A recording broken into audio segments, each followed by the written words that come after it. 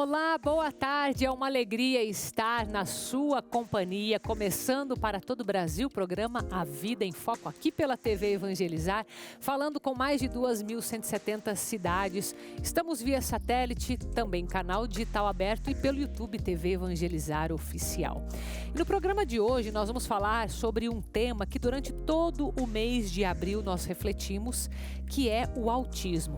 E olha que interessante, aqui no Paraná, nós temos alguns deputados que deram um primeiro passo para falar sobre essa questão através do Código Estadual da Pessoa com Autismo. Quem vai explicar melhor para a gente é o meu primeiro convidado, que já está aqui, que é o deputado estadual Evandro Araújo, que já explica para a gente o que é que está dentro deste Código Estadual.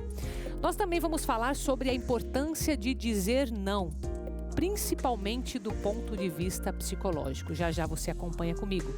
E também você vai ver quais são os remédios que você pode conseguir de forma gratuita em todo o Brasil. Então fique com a gente, está começando o programa A Vida em Foco.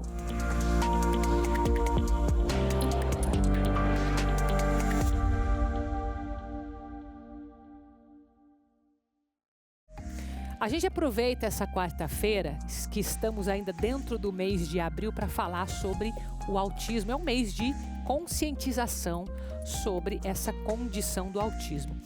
E é interessante a gente ver que é um tema tão relevante que está tomando parte na sociedade através de algo mais formal, não é, Evandro? Seja muito bem-vindo. Eu estou aqui com Evandro Araújo, que é deputado estadual, que vai falar sobre essa construção de um código estadual. Esse é o termo correto, Evandro? Isso. Essa é a tentativa da Assembleia de se organizar num projeto de lei e, portanto, depois uma lei única que trate no Estado sobre o autismo. Por isso, o primeiro passo, então, tá lá no início mesmo para se transformar numa lei, esse é o objetivo. Isso. O que a gente tem na Assembleia? Nós temos várias iniciativas de deputados ao longo dos últimos anos, falando sobre autismo. Então, um projeto de lei que fala sobre vaga de estacionamento, que fala sobre censo, contagem, que trata sobre diferentes aspectos da vida do autista. Fala sobre a necessidade do atendimento por parte da política de educação, de saúde. No entanto, o que nós percebemos? A gente tem iniciativas isoladas e a gente não tem força nessas iniciativas. E a gente quer, a nossa tentativa de trabalhar na perspectiva de um código que reúna toda a política, que concentre toda a proposta política, a legislação sobre o autismo no Estado do Paraná. Que essa legislação dialogue com a legislação nacional, a política nacional, e que ela tenha força, porque não adianta um deputado apresentar um projeto de lei, aí vem a semana do autismo, vem o mês do autismo, todo mundo fala, depois todo mundo esquece, e a gente não tem como se apegar numa matéria que seja realmente impactante e que faça a diferença na vida dos autistas. Então, o que nós queremos? Que esse texto seja um texto forte, completo. Estamos aproveitando tudo que tem na casa já de lei, tudo que tem no Paraná de lei aprovada, que são 5 leis, e temos até a época que nós levantamos, havia 14 projetos de lei. Então nós abrimos um prazo para que os deputados apresentassem mais iniciativas, né? E a ideia é que depois do dia 10 de maio, a gente começa a fazer essa condensação de todos os textos. O presidente da casa, o Edemar Traiano, está muito envolvido junto comigo nisso. Eu sou o presidente da Comissão da Criança, Adolescente e Pessoa com Deficiência. Ele é o presidente da casa. Nós estamos trabalhando junto com outros deputados para fazer esse texto ser um texto forte. Vamos chamar o governo do Estado, inclusive, quem cuida da política de educação, a política de saúde, para que também contribua, porque a gente não tem um texto que depois o Estado diga, mas isso aqui a gente não consegue executar. Então já incluir já nesse começo, nessa construção importante, né? Exatamente, porque assim, você vê, a gente fala do Código de Trânsito. Todo mundo sabe que o Código de Trânsito reúne ali a política toda sobre trânsito no Brasil. Estatuto, bem completo, né? Estatuto da criança e adolescente, Estatuto do idoso. O que nós queremos é que tenha um texto, né, que seja um código. Por exemplo, tem um código tributário, todas as leis que versam sobre tributos. Nós queremos que um texto único, ele dê objetividade, ele dê clareza, ele dê, de fato, a inclusão da pessoa autista dentro desse arcabouço legal, na perspectiva do Estado, dialogando com a política nacional, mas o que o Estado do Paraná pode inovar, né, enquanto proposta política para os autistas. Não, isso é muito bom, porque você organiza de uma forma que fica mais acessível também, né, das pessoas conhecerem esse esse código. E tá tudo ali, né? Tá tudo ali dentro para o uso do cidadão mesmo. E é uma oportunidade, Carol, da gente aproveitar o que já tem protocolado. Nós vamos depois ouvir mães, pais, entidades. Após o dia 10 de maio, nós vamos fazer esse trabalho também de condensando esse texto, ouvir a sociedade, ouvir... A gente sabe que mães e pais, né, nós temos um movimento de mães pelo Paraná todo, pelo Brasil. Sim, pelo Brasil. Eles é que têm mais autoridade para falar sobre o assunto. Com então certeza. Nós queremos ouvi-los. Eles estudam muito isso, né? Eles estudam. Eles são obrigados a estudar. Sim. Eles vivem isso na pele todos os dias. Então nós queremos colocar também todas as impressões, tudo que nós pudermos acrescentar e criar um momento oportuno para que seja um texto forte, para que seja um texto que impacte, que dê resultado positivo na vida do autista, né? Então, assim, dessas famílias. Então, é um texto que nós estamos colocando bastante expectativa e que ele ultrapassa esse limite festivo do mês de abril, né? Sim. Que é muito bom, porque a gente fala do assunto, mas não pode ficar só numa data festiva. Festivo não é a palavra, mas uma data para lembrar, né? E depois você passa isso e esquece, não vai falar só no mês de abril do ano que vem. Não. Sim. Nós queremos que a política toda esteja organizada. E a política só é organizada a partir de iniciativas legislativas. Por isso a Comissão da Criança, Adolescente e Pessoa com Deficiência também trabalha nesse assunto, né? E é um grande desafio, mas a gente está muito esperançoso.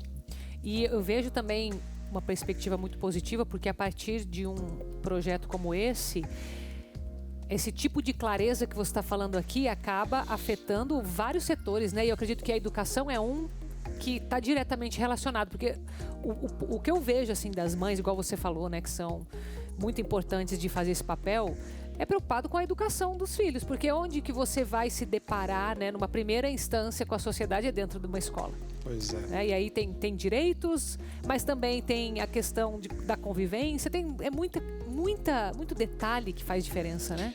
E olha que interessante, né? Vindo pra cá no carro, até a pessoa que estava comigo, que trabalha comigo, mostrou ali uma mãe dizendo assim: e aí, deputado, acabou a semana do autismo, e aí, o que a gente tem de prático, né? Porque a sensação é que a gente está vivendo de momentos, né? Quando o mundo está rápido, as redes sociais, todo mundo fala de tudo ao mesmo tempo, a sensação é de que a gente fala de um assunto, daqui a pouco tem outro assunto para falar, tem outro mês comemorativo, tem outra coisa. Então, assim, a gente precisa que o poder público tenha desdobramento prático nos grandes desafios da sociedade pós-moderna. E o autismo, ele é, assim, impressionante, seja pelo aumento do diagnóstico. Aí tem a controvérsia, não é só mais o diagnóstico está sendo feito, é porque está tendo mais autistas mesmo. É um grande dilema para a ciência, né? A ciência não consegue explicar isso. Recentemente, um órgão poderoso dos Estados Unidos que trata sobre saúde, o CDC, apontou o número de 1 para cada 36. A gente fala no Brasil de 2 milhões de pessoas, já mais do que 2 milhões. No Paraná, mais de 100 mil pessoas. Então, assim, esses números talvez sejam até subestimados. Então, é um desafio e não dá pra gente viver ali, né, de lembrar numa data especial sem ter uma política séria. Então, isso que você falou, a gente quer sim que a política, por exemplo, principalmente educação e saúde. Claro que a vaga de estacionamento é importante, claro que o cordão lá, aquele cordão que identifica no aeroporto uma pessoa autista, ele pode ser muito útil, mas a gente quer que a política de Estado, e esse é o desafio não só do autista, mas da pessoa com deficiência no geral, que a política de Estado saiba olhar para essa realidade, para esse fenômeno, para essa pessoa e possa, de fato, dar um tratamento digno.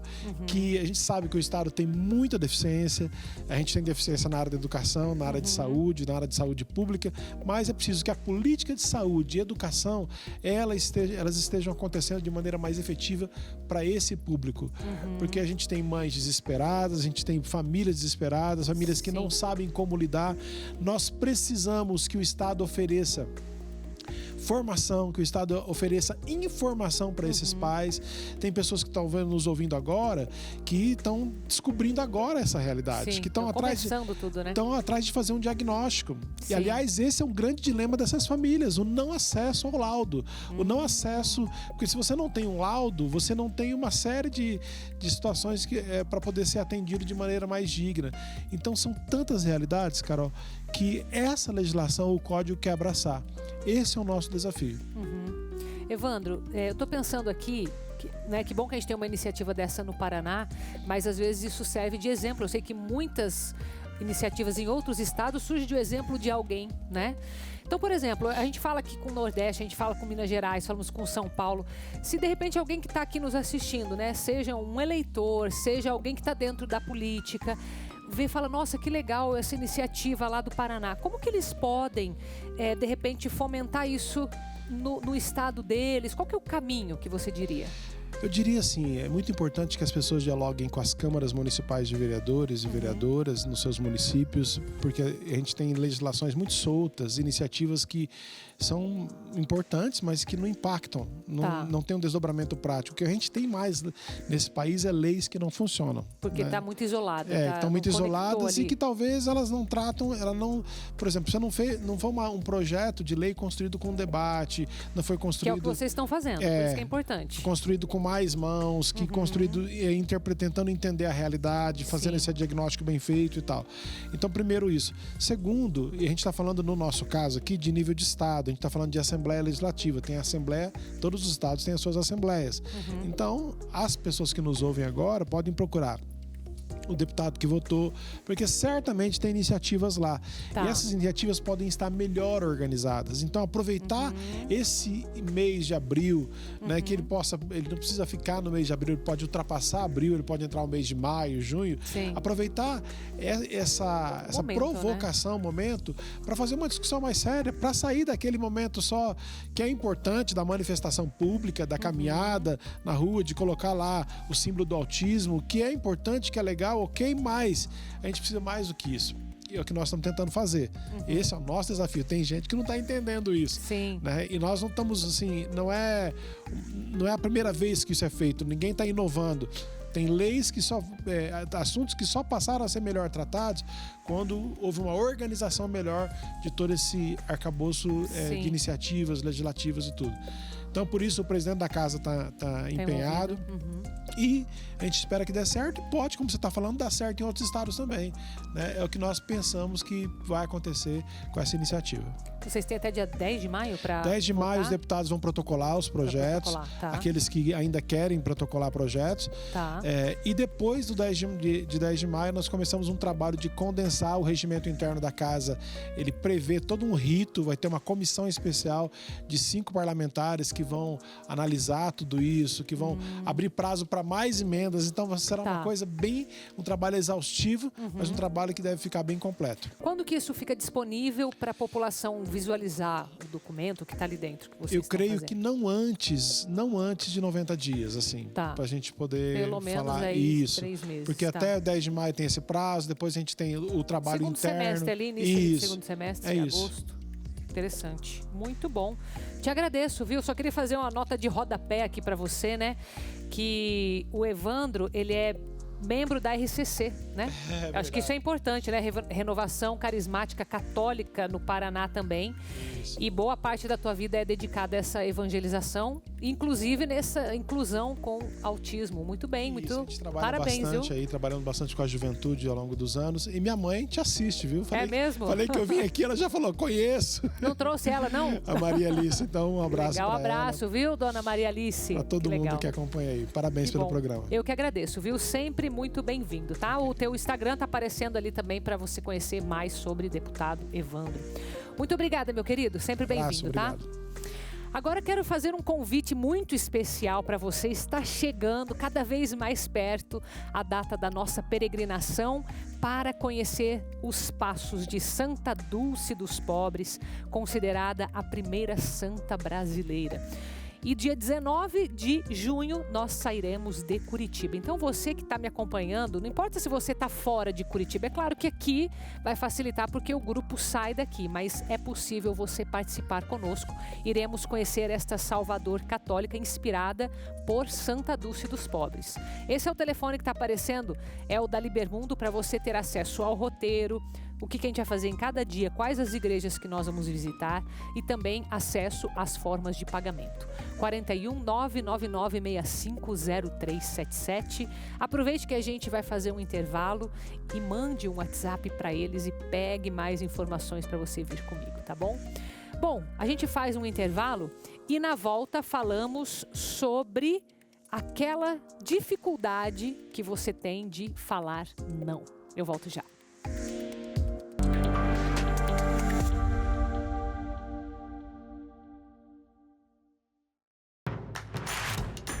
Não perca mais nenhum vídeo da TV Evangelizar. Inscreva-se agora.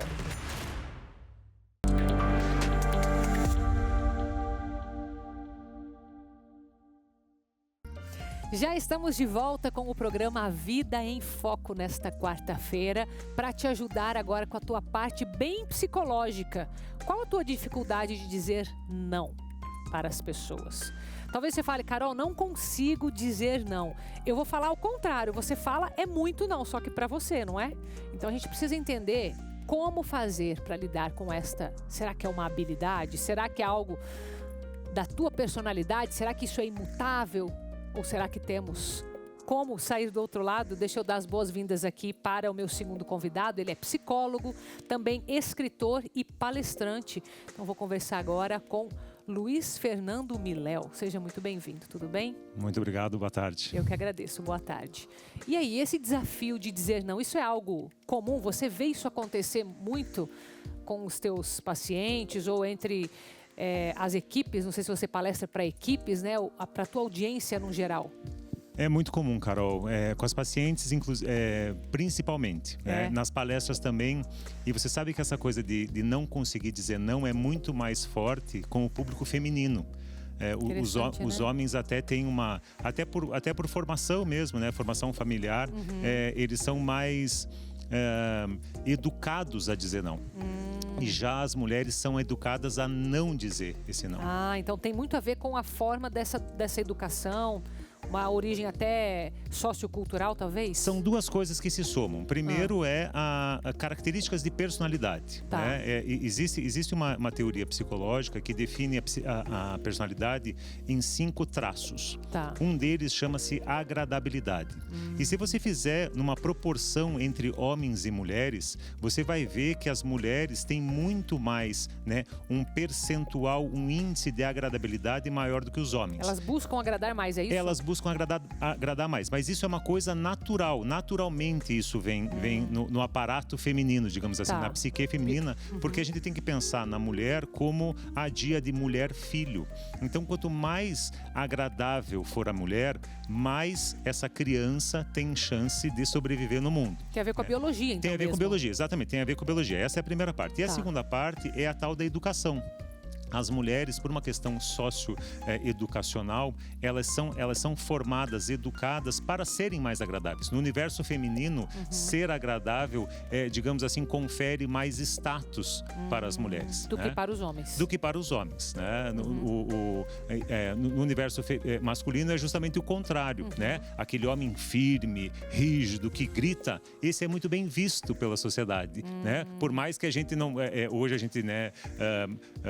defina, né, em alguns casos extremos, né, como uma pessoa grosseira e tal, mas essa pessoa é aquela que detém o respeito das outras pessoas. Sim, né? ele tem um ganho em ser assim, né? Exatamente, né? A quantidade de respeito que essa pessoa acaba obtendo socialmente, né, tem a ver com a firmeza como essa pessoa se conduz nas relações humanas. Já para a mulher, né, se a mulher for firme, for forte, falar de uma maneira mais enfática, né, ela é vista, né, como neurótica, né? Nossa, não está tomando o seu remédio, né? Existe toda uma socialmente, né, se denigre a mulher que é firme, que se coloca de uma maneira enfática. Eu já ouvi mulheres falando, usando esses termos que você colocou, de serem vistas ou como taxativas ou como chatas, até se passam por chatas, se elas são mais firmes.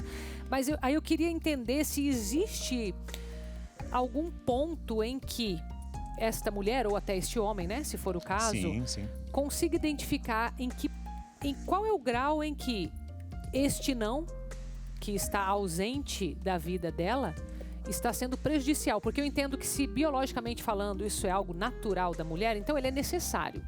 Mas também existe o outro lado. necessário, mas não doentio. Como dá para identificar isso de alguma forma? Sim, dá para identificar, né? O que eu costumo dizer é o seguinte: a gente tem que trocar uma culpa por outra culpa. Né? Você começa a perceber o seguinte, né? Quando você, principalmente as mulheres, né? Quando elas não se posicionam de maneira mais firme, quando elas dizem sim, quando na verdade gostariam de dizer não, né? O que acontece? Acontece que ela perde muito, né, do espaço que ela teria para atuar nessa sociedade, né, para ela ser um agente até de transformação.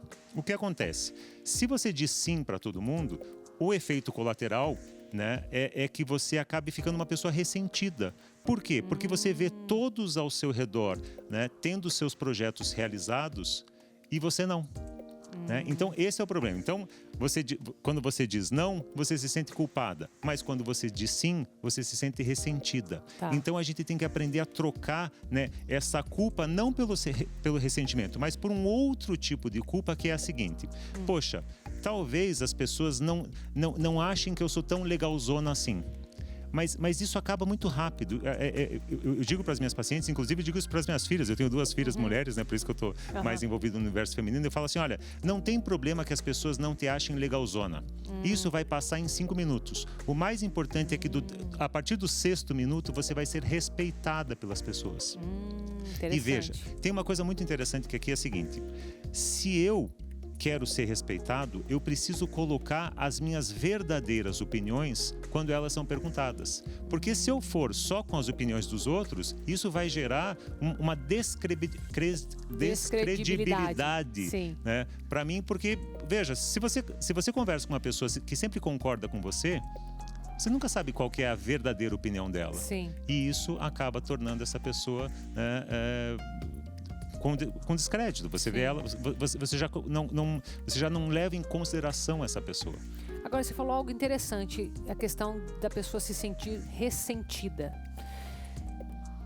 Eu vejo aqui uma grande oportunidade quando você fala, bom, olha, se você tem que falar aquilo que realmente você está sentindo e às vezes você não vai agradar a todos, uma coisa é, a pessoa não se agrada porque simplesmente é o contraditório, ele causa, né? Só o contraditório por si só já causa um desconforto.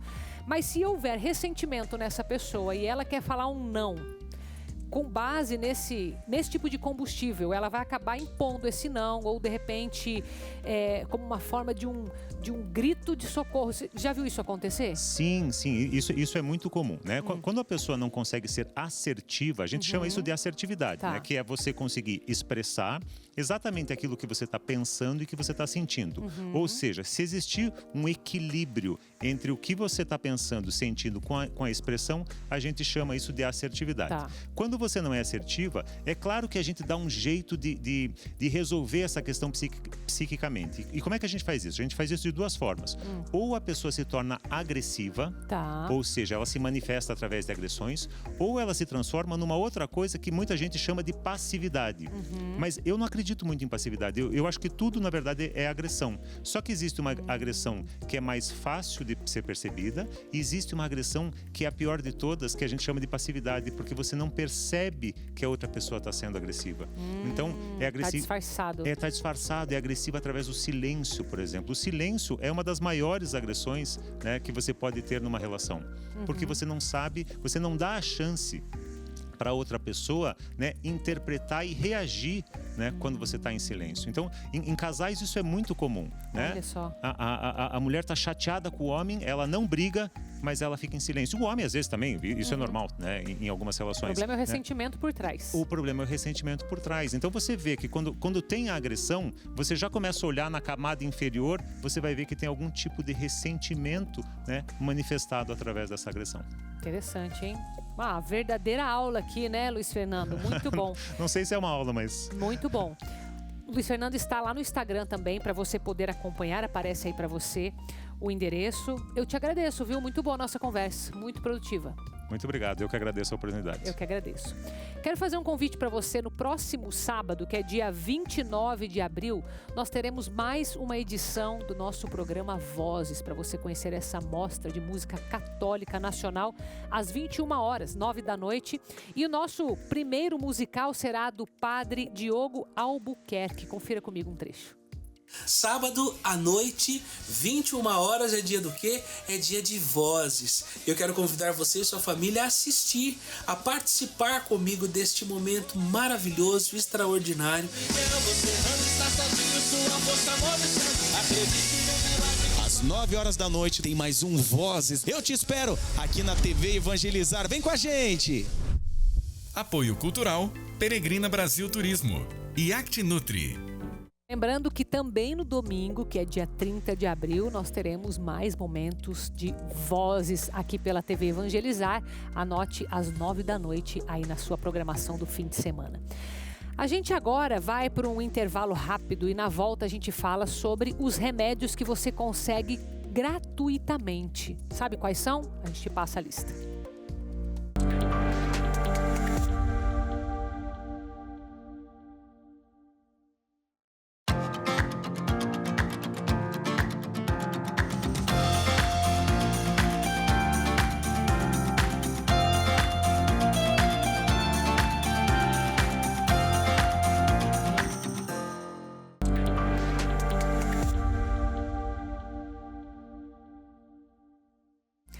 Já estamos de volta com o programa A Vida em Foco aqui nas suas tardes da TV Evangelizar. E trago para você agora algumas curiosidades com relação a colecionadores. Você conhece alguém que faz algum tipo de coleção? Imagina colecionar dinheiro. Será que isso é uma boa? Acompanhe comigo. O que aos 7 anos de idade era uma brincadeira de criança se tornou um hobby para a vida toda. Anderson é numismata. De acordo com o dicionário, pessoa que se dedica ao conhecimento e coleção de moedas. Hoje, ele possui uma coleção de moedas, medalhas e cédulas de quase todos os países do mundo. Um hobby delicioso que ajuda a gente a entender, a compreender a história, né, sobre o ponto de vista daquele personagem, daquela figura que está ali retratada, estampada ou cunhada numa moeda. Já o Paulo começou na adolescência, com a ajuda da família e dos amigos. A numismática entrou na minha vida pela minha própria família, né? A gente acaba recebendo de herança as moedinhas que tem dos avós, dos bisavós, né? E a partir dali, que a gente foi começando a juntar as moedas, a gente acaba, os vizinhos ficam sabendo, os amigos mais próximos, primos, então a gente acaba começando a fazer um acervo das moedas particulares. É um acervo encantador, com peças históricas, como esta moeda do imperador Valentiniano II, datada de 388 d.C. Peças de cunho religioso, como esta medalha em homenagem ao Papa Paulo VI, que traz no verso a representação de Pentecostes. Entre as cédulas, além das nacionais de cruzado, cruzeiro e real, a coleção contempla espécies como o primeiro iene, dinheiro japonês, e de tantos outros países. Ao contrário do que muita gente possa pensar, o numismata é muito mais do que um colecionador de moedas. Ele é, na verdade, um estudioso da geografia, da economia, da história e outros aspectos relacionados a cada item de uma coleção. Hoje, ele compartilha o que sabe com alunos de várias partes do mundo. Por meio de um grupo no Facebook e de um canal no YouTube, ele dá aulas de numismática para novatos e veteranos. Estimular a numismática, indiferente da idade, faz bem tanto para a garotada de 7, 8 anos, quanto para alguém de 80. É também por meio das redes sociais que o Paulo ajuda outras pessoas a ingressarem neste mundo do colecionismo. Nos últimos anos, ele transformou o hobby em fonte de renda. Numismata desde os 14 anos, agora ele presta consultoria a quem busca vender e comprar peças. A empatia que tem, né, no ramo da numismática é muito grande. Então, você está podendo ajudar um colecionador novato a estar adquirindo as primeiras peças é muito gratificante para a gente. Eu digo assim que no Brasil a família numismática é muito grande, tem parceiros no Brasil inteiro. Eu vivo de numismática há muito tempo, não vivo financeiramente, eu vivo a numismática constantemente. Toda moeda tem o seu valor, seja sentimental ou seja um valor baixinho, mas existe um valor e é por aí que a gente começa. E para para você que não coleciona dinheiro, mas se preocupa com o seu bolso, certamente você se preocupa com preços de remédios, que tem alguns que, vamos falar a verdade, tem preços altíssimos. Mas tem muitos que estão na lista de medicamentos gratuitos e talvez você nem saiba e precisa ter este acesso para ter o benefício. Acompanhe comigo. O aumento nos preços dos remédios afeta significativamente a população que necessita dos medicamentos, principalmente aqueles que sofrem de doenças crônicas e precisam de tratamento contínuo. É o orçamento, né, seu, que você deixa de conseguir outros bens por conta da medicação, né? Fica bem complicado. Para quem ganha o salário mínimo tá difícil, né? Quem não tem condições de pagar pelos remédios tem direito a recebê-los pelo SUS. Esse benefício faz parte da política de assistência farmacêutica do governo federal, que prevê o acesso aos produtos por meio das secretarias municipais e estaduais de saúde. No Brasil, mais de 30% da população utiliza os medicamentos disponibilizados pelo Sistema Único de Saúde. A gente tem desde medicamentos da atenção básica, como medicamentos de uso diário, para doenças cardíacas, pressão alta, anticoncepcional, medicamentos para doenças muito mais complexas, tratamento de câncer, diversos medicamentos. Eles vão desde o básico até o alto custo. O seu Hélio vem buscar as medicações todo mês na farmácia do estado. Para ele, o programa do SUS é um alívio no bolso. Todos os dias ele toma 9 remédios. E se fosse para comprar, sairia mais de R$2.000 por mês. É um dinheiro a menos que nós não estamos gastando, desembolsando, né? Então vem muito ajudar, sim. Para ter acesso aos medicamentos gratuitos, é necessário apresentar a receita médica e os documentos pessoais. Os remédios são fornecidos de graça, desde que estejam disponíveis na rede de assistência farmacêutica do SUS. Mas como saber se o medicamento é ou não disponibilizado pelo SUS? Com o celular em mãos, você pode acessar a Relação Nacional de Medicamentos Essenciais. Nela contém todos os remédios disponíveis em todas as linhas de atenção e cuidados do SUS. A lista é extensa. São mais de 1.000 medicamentos disponibilizados. É muito simples de consultar. No site do Ministério da Saúde existe uma lista chamada Rename. A Rename é a lista que diz todos os medicamentos que são fornecidos pelo SUS. Outro programa que dá apoio à população que precisa de medicamentos é o Farmácia Popular. Esse programa disponibiliza uma série de medicamentos para as doenças crônicas como hipertensão, diabetes, asma, colesterol, além de outros tratamentos específicos como contraceptivos e fraldas geriátricas, com até 90% de desconto. Então é um convênio que as farmácias privadas, as farmácias comerciais, elas têm com o governo e que existe uma lista de medicamentos de uso contínuo. O paciente chega lá na farmácia com a receita do seu médico, pode ser um médico particular ou do SUS, e pode ter acesso a esse medicamento de forma gratuita ou com um belo desconto. E falando em saúde e em remédios, você sabia que tem muitos alimentos que agem como verdadeiros remédios para o nosso corpo? Os benefícios do tomate estão aí para você usá-lo à vontade para a sua saúde. Vamos lá. Ele ficou com fama de vilão por causa do preço, mas de vilão não tem nada. Quando o assunto é saúde, o tomate é o mocinho da história e nós vamos provar. Por isso, nós vamos conversar com quem entende do assunto. A Simone é nutricionista e vai explicar pra gente por que ele é tão importante na nossa alimentação. Simone, quais são as principais características do tomate? Então, Fabiana, o tomate, na verdade, é um fruto, né? Porque ele tem características biológicas de crescimento de um fruto, mas ele é consumido como um legume. Ele é rico em vitamina C, vitamina A, vitamina K, potássio e licopeno. Tem função diurética, antioxidante e anti-inflamatória. E todas essas funções refletem no bom funcionamento do nosso organismo e até previnem doenças. O principal benefício, que é bastante conhecido, é a prevenção do câncer de próstata, devido a ser rico em licopeno, que é um potente antioxidante. Ele atua inibindo a proliferação das células tumorais no nosso organismo. Ele atua na promoção da saúde dos olhos, da pele, do cabelo, dos ossos, ossos, prevenção de doenças cardiovasculares como infarto do miocárdio, aterosclerose. Ele também atua na prevenção da diabetes por ser rico em fibras solúveis. E opções não faltam. Tem tomate para salada, para fazer molho e também aquele menorzinho conhecido como cereja. Todos fazem bem para a saúde, desde que consumidos corretamente. O ideal são 100 gramas por dia, sem descartar a pele e nem as sementes. E na hora de preparar, tem uma forma que garante ainda mais benefícios. O tomate ele pode ser consumido na sua forma crua, refogado, cozido, assado, em formato de molho, geleia, sopas. Mas quando nós tratamos ele termicamente, nós disponibilizamos em torno de 8 vezes mais de licopeno nesse tomate tratado termicamente. Só para você ter uma ideia, em 100 gramas de tomate cru, nós encontramos mais ou menos de 2 a 3 miligramas de licopeno.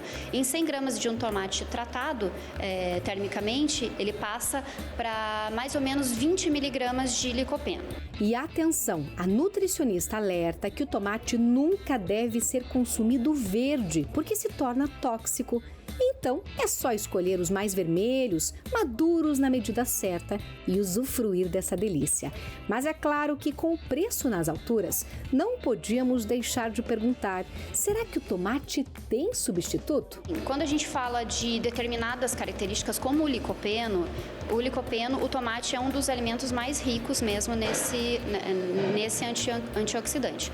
Mas a gente leva em consideração a cor dos alimentos quando a gente procura determinadas vitaminas, tá? Então todos os alimentos que são dessa coloração vão normalmente ter essas mesmas vitaminas disponíveis. Caro ou barato, não importa. A dona Marlene sabe o quanto o tomate faz bem para a saúde e não troca ele por nada. Eu acho que é uma salada que eu adoro, então é alface, rúcula, todas essas coisas eu uso, né? Couve, vagem. Tomatinho insubstituível. É insubstituível. Agora eu compartilho com você esse tipo de artesanato que é super diferente, que utiliza velas. Quem sabe um passatempo para você aí na tua casa, hein? Acompanhe comigo. Quando uma vela se acende, a fé se faz presente, seja para pedir ou agradecer. E na vida da Fernanda, essa chama brilha há 5 anos, mas de uma forma mais intensa. Ela esculpe e pinta velas religiosas, um trabalho artístico que teve início por meio da influência de um amigo. Eu tenho um amigo que é religioso, na época era religioso, hoje em dia é padre já, que fazia as velas para São Judas, para a comunidade que nós participávamos. Depois de 2 anos, ele me ensinou, já tinha me ensinado como faziam as velas.